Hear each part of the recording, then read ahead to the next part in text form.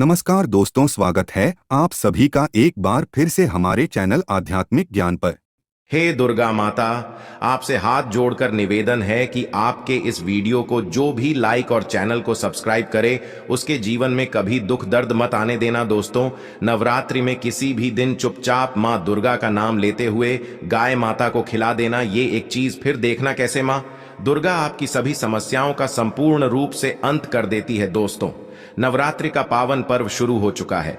ऐसे में हर कोई माँ दुर्गा की कृपा पाना चाहता है, पर आज के इस समय में कई ऐसे लोग हैं जो अपनी समस्याओं से परेशान हैं पर उनका निवारण नहीं जानते। इसलिए आज हम आपको गुरु जी द्वारा बताए गए गाय माता से जुड़े एक ऐसे असरदार उपाय के बारे में बताने जा रहे हैं, जिसको अगर आप इस शारदीय नवरात्रि में किसी भी समय कर लेते हैं तो माँ दुर्गा आपसे खुश हो जाएगी और आपकी किस्मत चमक जाएगी और आपके घर से तुरंत ही हर प्रकार की गरीबी और हर प्रकार की समस्याओं का नाश हो जाएगा।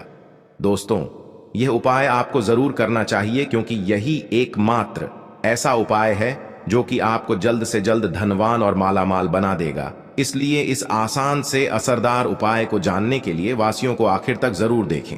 और दोस्तों, अगर आप भी अपने जीवन में माता रानी की कृपा पाना चाहते हैं तो वीडियो को लाइक करके कमेंट में जय माता दी लिखना ना भूलें।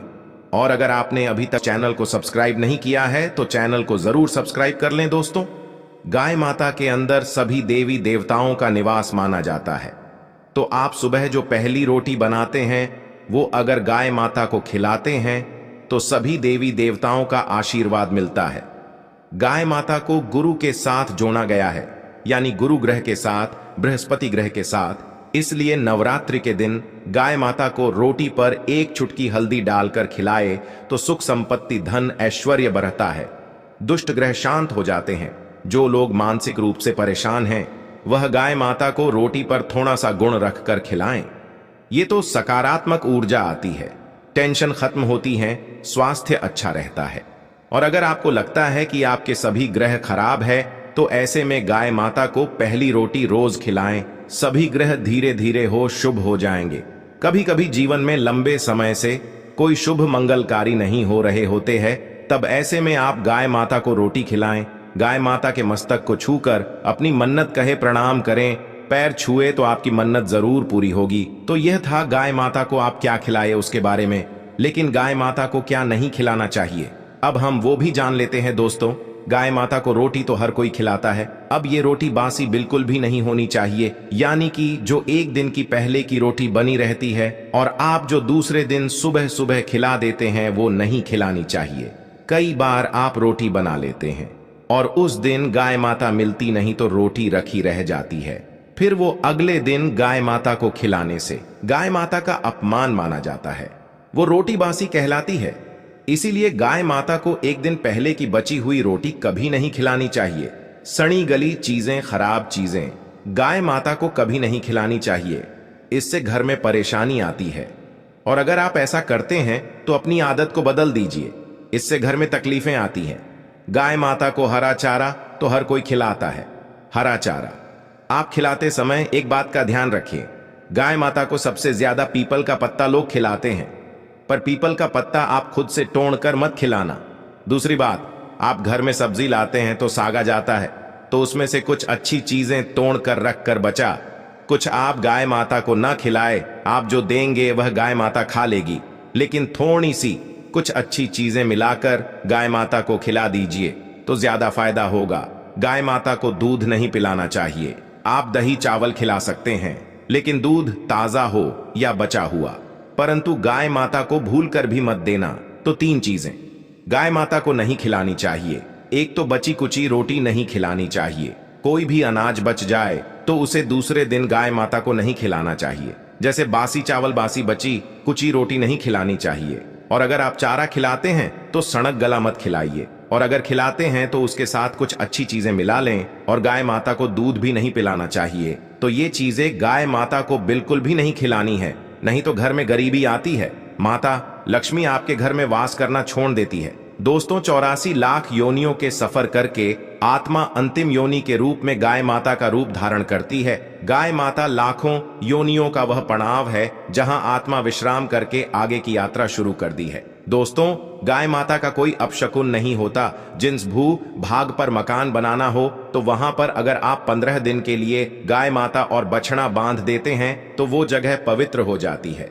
ऐसी जमीन से बहुत सारी असुर शक्तियां का नाश हो जाता है, क्योंकि गाय माता में सकारात्मक ऊर्जा का भंडार माना गया है। दोस्तों, गाय माता का मार्ग रोकना, अगर आप कहीं भी जा रहे हैं और गाय माता आपका मार्ग रोक दें तो यह बहुत ही शुभ माना जाता है। गाय माता और बछड़े का दर्शन एक साथ आपको हो जाए तो आपकी सफलता का प्रतीक माना जाता है। अगर आपके घर के आसपास गाय माता घूमती रहती है तो इसका मतलब है कि आपके घर से काफी सारे संकट अपने आप ही दूर होने वाले हैं और सुख समृद्धि पूर्वक जीवन आपको मिलता है। गाय माता के समीप अगर आप जाते हैं तो कई संक्रामक रोग, कफ, सर्दी, खांसी, जुकाम आदि आश्चर्यजनक रूप से अपने आप ही बिना दवाइयों के ही नाश हो जाती है। अगर आपको गाय माता अचानक से पूछ मार देती है तो यह बहुत ही शुभ संकेत माना जाता है और काली चितकबरी गाय माता का ऐसा करना और भी ज्यादा शुभ माना गया है। पंचगव्य जो होते हैं वह कई रोगों में लाभदायक है। पंचगव्य क्या होते हैं? गाय माता के दूध, दही, घी, मूत्र और गोबर, इन सभी को शरीर की रोग निरोधक क्षमता को बढ़ाकर रोगों को दूर करने वाला माना गया है। ऐसा कोई रोग नहीं है जिसका इलाज पंचगव्य से नहीं किया जा सकता। दोस्तों, आज के समय में लोग गाय माता की पूजा करने के बजाय, उनका सही उपयोग करने के बजाय उनको काट कर मारकर खाना ज्यादा पसंद करते हैं। शायद ये सुनकर आपको बुरा तो जरूर लगेगा, पर यह सच है। और गाय माता को रोटी देने से न केवल सुख समृद्धि की प्राप्ति होती है बल्कि बरकत होने लगती है। अगर आप गाय माता को पाल सके तो अच्छी बात है, लेकिन आज के मॉडल युग में जहां लोगों को शायद खुद के घर में रहने की जगह नहीं है, ऐसे में गाय माता को रखना थोड़ा कठिन और महंगा हो सकता है। ऐसे में आप गाय माता को रोटी तो दे ही सकते हैं। कम से कम रोटी देकर आप सुख समृद्धि को प्राप्त कर सकते हैं। आपके घर में बरकत होने लगती है। हमारे बुजुर्ग हमेशा कहते आए हैं कि गाय माता को रोटी खिलाना चाहिए, लेकिन समय के चलते गाय माता की सेवा हर कोई नहीं कर पाता। कम से कम रोटी तो आप खिला ही सकते हैं। अगर रोटी भी नहीं खिला सकते तो जैसे काफी सारे जो हमारे भाई बहन विदेशों में रहते हैं तो उनको गाय माता नहीं मिलती है, वह पूछते हैं कि हम कैसे गौ सेवा करें। आप ऐसा कर सकते हैं। आप गाय माता के नाम के पैसे निकालते जाए और फिर आप चाहे तो कभी इंडिया आए तो आप गौशाला में दान दे दें, या फिर आप चाहे तो वहीं पर किसी गरीब को गाय माता के नाम की रोटियां खिलाए, या फिर किसी भी अनाथ आश्रम में चले जाएंगे, किसी वृद्धाश्रम में चले जाएं, किसी भी दूसरे सफेद पशु को आप भोजन कराएं। यह भी आपके लिए बहुत ही अच्छा होने वाला है। कम से कम रोटी जरूर खिलाएं। दोस्तों, हमारे देश में कई जगह देखा गया है और कई लोगों का प्रश्न आता है कि हम झूठी रोटी गाय माता को देते हैं, क्या ये सही है या गलत है? हम झूठा खाना, बचा हुआ खाना गाय माता को खिलाते हैं, यानी कि जो बच जाता है वो गाय माता के हवाले कर दिया जाता है। तो आपको बता दे दोस्तों, रामायण काल में गाय माता को एक श्राप मिला था, उसी वजह से आज उनके साथ ऐसा हो रहा है। उसी श्राप की वजह से गौ माता में देवी देवताओं का वास होने के बाद भी उनको झूठा खाना पड़ता है। यहां तक कि गाय माता पॉलीथीन भी खाती है। हालांकि यह किसी भी लिहाज से सही नहीं है। आपको बता दें, वाल्मीकि रामायण में सीता द्वारा पिंडदान देकर दशरथ की आत्मा को मोक्ष मिलने का संदर्भ आता है। जो लोग जानते होंगे वो जानते हैं कि वनवास के दौरान भगवान राम, लक्ष्मण और सीता मां पितृपक्ष के दौरान श्राद्ध करने के लिए गया धाम पहुंचे। वहां श्राद्ध कर्म करने के लिए जरूरी सामग्री जुटाने राम और लक्ष्मण तो चले गए और सामान लेकर नहीं आए। इधर दोपहर हो गई, पिंडदान का समय निकलता जा रहा था। सीता मां घबराने लगी। तभी दशरथ की आत्मा ने पिंडदान की मांग कर दी। अब गया जी के आगे फाल्गुनी नदी पर अकेली सीता जी मुश्किल में पड़ गई। उन्होंने फाल्गुनी के साथ वट वृक्ष, केतकी के फूल और गाय माता को साक्षी मानकर बालू का पिंड बनाया और स्वर्गीय राजा दशरथ अपने ससुर के नियमित पिंडदान कर दिया। थोड़ी देर में जब भगवान राम और लक्ष्मण लौटे तो उन्होंने कहा कि समय निकल जाने के कारण मैंने पिंडदान कर दिया। बिना सामग्री के पिंडदान कैसे हो सकता है? इसीलिए राम जी ने सीता मां से इसका प्रमाण मांगा। तब सीता मां ने कहा कि जो फाल्गुन नदी के रेत है केतकी के फूल हैं, गाय माता और वटवृक्ष है जो मेरे द्वारा किए गए श्राद्ध कर्म की गवाही दे सकते हैं। इतने में फाल्गुनी नदी, गाय माता और केतकी के फूल तीनों इस बात को मुकर गए और उन्होंने कहा, सीता मां झूठ बोल रही है, सिर्फ वटवृक्ष ने सही बात कही। तब सीता जी ने दशरथ का ध्यान करते हुए उनसे ही गवाही देने की प्रार्थना करी। दशरथ जी ने सीता मां की प्रार्थना को स्वीकार करके घोषणा की थी, एंड वक्त पर सीता ने मुझे पिंडदान कर दिया। इस पर राम आश्वस्त हुए, लेकिन तीनों गवाहों द्वारा झूठ बोलने पर सीता जी उनसे क्रोधित हो गईं और उन्हें श्राप दिया और फाल्गुन नदी से कहा कि जा, तेरा नाम सिर्फ नदी रहेगा, लेकिन तुझ में पानी कभी नहीं रहेगा। इस कारण आप भी जानते होंगे। जो लोग जानते हैं, फाल्गुन नदी आज भी गया में सूखी ही रहती है। गाय माता को श्राप दिया कि तू पूजा होकर भी लोगों का झूठा खाएगी, और केतकी के फूल को श्राप दिया कि तुझे पूजा में कभी नहीं चढ़ाया जाएगा। वट वृक्ष को सीधा मां ने आशीर्वाद दिया कि उसे लंबी आयु की प्राप्ति होगी और दूसरों को छाया प्रदान करेगा, तथा पतिव्रता स्त्री तेरा स्मरण करके अपने पति की दीर्घायु की कामना करेंगी। यही कारण है गाय माता को आज भी झूठा खाना पड़ता है। केतकी के फूल को पूजा से दूर रखा जाता है। फाल्गुन नदी के तट पर जल नहीं है। सीता कुंड में पानी के अभाव में सिर्फ बालू या रेत में पिंडदान किया जाता है। दोस्तों, शास्त्रों के मुताबिक गाय माता में सारे देवी देवता निवास करते हैं। 33 कोटि देवी देवता और पितरों का निवास होता है। अगर आप किसी भी मंदिर में नहीं जा सकती, पूजा पाठ नहीं करते, कहीं जाकर के ग्रह दोषों का उपाय नहीं कर सकते, तो आपको गाय माता को एक रोटी जरूर खिलानी चाहिए। हमेशा कहते हैं कि पहली रोटी गाय माता को अगर आप भी खिलाते हैं तो आप दुनिया के सारे सुखों को प्राप्त कर सकते हैं। आपने अक्सर सुना होगा कि रसोई में पहली रोटी जो भी बने गाय माता को दे देनी चाहिए। हर रोज गाय माता को एक रोटी देने से आपके जीवन के सभी दुख दर्द दूर हो जाते हैं। खाना बनाते वक्त हमेशा पहली एक रोटी गाय माता की निकाल दें। इसके बाद ही परिवार के सभी सदस्यों के लिए आपको रोटियां सेंकने चाहिए। कोशिश करनी चाहिए कि गाय माता की उस रोटी में थोड़ा सा हल्दी मिला दें। इससे गाय माता को रोटी खिलाने का अपार फल प्राप्त होता है। अगर गुरुवार का दिन हो तो एक लोई ले सने हुए आटे की लोई बना लें और उसमें हल्दी मिलाकर गाय माता को खिला दें। आपके जीवन में शुभता आती, वैभव आता है, धन संपत्ति तथा शक्ति का वास होता है। आप जो भी हासिल करना चाहते हैं जिंदगी में, तो आप देखेंगे कि आपको मिनटों में हासिल हो जाता है। तो दोस्तों, ये थे गाय माता से जुड़े कुछ उपाय जो आपको इस नवरात्रि में जरूर करने चाहिए। वहीं दोस्तों, मां दुर्गा को लौंग का जोड़ा सबसे प्रिय है और उनकी पूजा में लौंग चढ़ाने का विशेष महत्व माना जाता है। नवरात्रि में लौंग के जोड़े के उपाय बहुत ही असरदार माने जाते हैं। इसलिए आइए आपको बताते हैं इससे जुड़े कुछ खास उपाय। आर्थिक संकट दूर करने के लिए लौंग का उपाय। नवरात्रि में मां दुर्गा को प्रसन्न करने के लिए एक पीले कपड़े में लौंग का एक जोड़ा रखकर उसके साथ 5 इलायची और 5 सुपारी रखकर मां दुर्गा को अर्पित करें। उसके बाद अगले दिन सुबह स्नान करके यह सामग्री कपड़े सहित अपनी तिजोरी में रख दे। ऐसा करने से आपके घर में सुख समृद्धि बढ़ेगी और मां दुर्गा प्रसन्न होकर आपको आर्थिक रूप से संपन्न बनाएगी। नौकरी के लिए काफी दिन से हैं परेशान। अगर आप कई दिनों से नौकरी को लेकर परेशान हैं और काफी मेहनत करने के बाद भी आपको मनचाही नौकरी नहीं मिल पा रही है, तो नवरात्रि में रोजाना लौंग का एक जोना अपने सिर के ऊपर से 7 बार उतारकर मां दुर्गा के चरणों में अर्पित कर दें। ऐसा करने से आपकी नौकरी से संबंधित सभी समस्याएं दूर हो जाएंगी और आपको मनचाही नौकरी मिल जाएगी।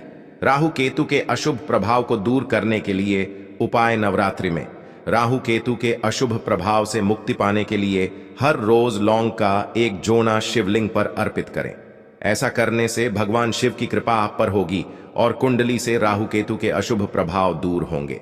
रोजाना करें लौंग कपूर का धुआं। नवरात्रि के 9 दिनों में रोजाना लौंग और कपूर का धुआं पूरे घर में रोजाना करने से आपके घर से अशुभ ऊर्जा और नकारात्मकता दूर होती है। रोजाना सुबह 9 दिनों तक इस उपाय को करने से आपके घर से सभी प्रकार की नकारात्मकता कम होती है। दोस्तों, अब हम आपको राशि अनुसार कुछ सरल उपाय बताने जा रहे हैं जिससे आप मां दुर्गा को खुश कर सकते हैं। मान्यता है कि इन सरल उपायों से मां अपने भक्तों पर हमेशा मेहरबान रहती है और जातक के सभी कष्ट दूर करती है। मेष राशि वालों का स्वामी ग्रह मंगल है। इन्हें नवरात्रि के दौरान सिद्धि कुंजिका स्तोत्र का पाठ करना चाहिए और गरीबों की मदद करना चाहिए। मान्यता है कि ऐसा करने से मां दुर्गा की कृपा हमेशा बनी रहती है। वृष राशि के लोगों का स्वामी ग्रह शुक्र है। मान्यता है कि नवरात्रि के दौरान सप्तश्लोकी दुर्गा का पाठ करने से जातक के जीवन की सभी समस्याएं दूर होती है। मिथुन राशि के जातकों का स्वामी ग्रह बुध है। इन राशि वालों को दुर्गा सप्तशती का पाठ करना चाहिए। मान्यता है कि ऐसा करने से गृह क्लेश से मुक्ति मिलती है और शत्रुओं से छुटकारा मिलता है। कर्क राशि के जातकों का स्वामी ग्रह चंद्रमा है। नवरात्रि के दौरान इन्हें मां दुर्गा के साथ भगवान शिव की भी पूजा करना चाहिए। मान्यता है कि ऐसा करने से धन वैभव बढ़ता है और घर में खुशहाली आती है। सिंह राशि के लोगों का स्वामी ग्रह सूर्य है। इस राशि के जातक नवरात्रि के 9 दिनों तक सिद्ध कुंजिका स्तोत्र या रामचरित्र मानस का पाठ कर सकते हैं। मान्यता है कि ऐसा करने से मां दुर्गा के साथ भगवान राम भी प्रसन्न होते हैं। कन्या राशि के व्यक्तियों का स्वामी ग्रह बुध है। नवरात्रि में रोजाना इन्हें दुर्गा सप्तशती का पाठ करना चाहिए। मान्यता है कि ऐसा करने से सभी कार्यों में सफलता मिलती है और जीवन की बाधाएं दूर होती हैं। तुला राशि के लोगों का स्वामी ग्रह शुक्र है। इन्हें नवरात्रि के दौरान सप्तश्लोकी दुर्गा का 8 बार पाठ करना चाहिए। कहा जाता है कि ऐसा करने से धन दौलत और मान सम्मान में वृद्धि होती है। वृश्चिक राशि के व्यक्तियों का स्वामी ग्रह मंगल है। नवरात्रि में दुर्गा सप्तशती और रामचरित मानस का पाठ करना चाहिए। मान्यता है कि ऐसा करने से इन्हें सुख सौभाग्य का वरदान मिलता है। धनु राशि के लोगों का स्वामी ग्रह बृहस्पति है। नवरात्रि के दौरान धनु राशि के लोग दुर्गा सप्तशती का पाठ कर सकते हैं। कहा जाता है कि ऐसा करने से घर में सुख शांति आती है और जीवन में क्लेश से मुक्ति मिलती है। मकर राशि वालों का स्वामी ग्रह शनि है। नवरात्रि में सिद्धि कुंजिका स्तोत्र या सप्तश्लोकी दुर्गा का 9 बार पाठ करना चाहिए। मान्यता है कि ऐसा करने से माता रानी प्रसन्न होती हैं और अपनी कृपा बनाए रखती है। कुंभ राशि के व्यक्तियों का स्वामी ग्रह कुंभ है। कुंभ राशि के लोगों को नवरात्रि में राम रक्षा स्तोत्र और मां दुर्गा के नामों का स्मरण करना चाहिए। मान्यता है कि ऐसा करने से जीवन के सभी संकट दूर होते हैं। मेन राशि के जातकों का स्वामी ग्रह बृहस्पति है। इन्हें नवरात्रि के दौरान दुर्गा सप्तशती का पाठ करना चाहिए। मान्यता है कि ऐसा करने से घर में सुख शांति और खुशहाली आती है। तो दोस्तों, आपको हमारी वीडियो कैसी लगी हमें कमेंट में जरूर बताइएगा। साथ ही वीडियो को लाइक करके चैनल को जरूर सब्सक्राइब कर